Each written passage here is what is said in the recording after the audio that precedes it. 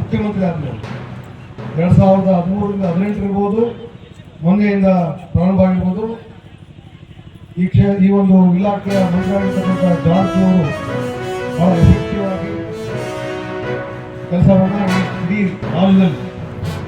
ರಾಜ್ಯದಲ್ಲಿ ಪಕ್ಷಾತೀತವಾಗಿ ರೈತರಿಗೆ ಉಚಿತವಾಗಿ ವಿದ್ಯುತ್ತನ್ನು ಯಾವುದೇ ಅಡಚಣೆ ಇಲ್ಲದೆ ಕೊಡ್ತಕ್ಕಂಥ ಕೆಲಸವನ್ನು ಪ್ರಾಮಾಣಿಕವಾಗಿ ಮಾಡ್ತಾ ಇದ್ದಾರೆ. ಇವತ್ತು ಅದೇ ರೀತಿಯಾಗಿ ಹೊಳಲ್ಕೆರೆಯಲ್ಲಿ ಇವತ್ತು ನಮ್ಮ ಅಜ್ಜಪ್ಪನಹಳ್ಳಿಯಲ್ಲಿ ಕೂಡ ನೂತನವಾಗಿರ್ತಕ್ಕಂಥ ಕೇಂದ್ರ ಇಂಥ ಒಂದು ಕಾರ್ಯಕ್ರಮದಲ್ಲಿ ಭಾಗವಹಿಸಿರ್ತಕ್ಕಂಥ ನನ್ನ ಆತ್ಮೀಯರು ಹಿರಿಯರು ನಮ್ಮ ಅಡ್ವೊಕೇಟ್ ರೂಪ 1 ವರ್ಷದೊಳಗೆ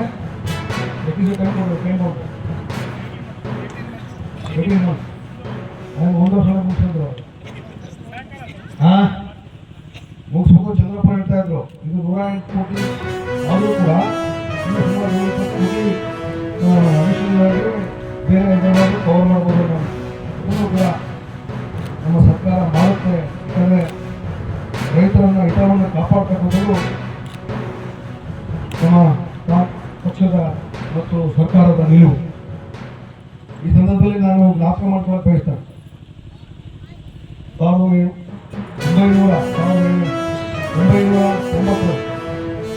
ಈ ರಾಜ್ಯದ ಕಾಂಗ್ರೆಸ್ ಮುಖ್ಯಮಂತ್ರಿಯಾಗಿರ್ತಕ್ಕಂಥ ಬಂಗಾರಪ್ಪನವರು ಉಚಿತವಾಗಿ ವಿದ್ಯುತ್ತನ್ನು ಘೋಷಣೆ ಮಾಡೋದು. ಇಡೀ ರಾಜ್ಯಕ್ಕೆ ಕರೆಂಟನ್ನು ಫ್ರೀ ಮತ್ತು ಇಡೀ ಇಂಡಿಯಾದಲ್ಲಿ ಇಡೀ ಕರ್ನಾಟಕ ಇಲ್ಲ ಬಂಗಾರಪ್ಪ